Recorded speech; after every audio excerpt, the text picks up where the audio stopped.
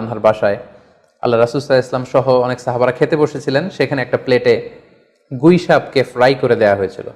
তো রাসূল সাল্লাল্লাহু আলাইহি ওয়াসাল্লাম খেয়াল না করে সাধারণ গোশত মনে করে সেখানে তিনি হাত দিচ্ছিলেন।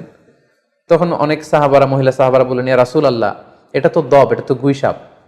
এই কথা শুনে আল্লাহ রাসূল সাল্লাল্লাহু আলাইহি ওয়াসাল্লাম সেখান থেকে হাতটা সরিয়ে নিলেন।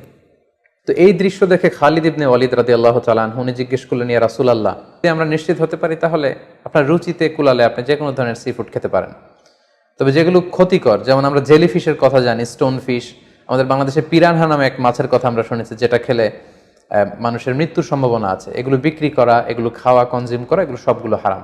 কারণ ক্ষতিকর কোনো জিনিস কোনো মুসলমান কনজিউম করতে পারে না।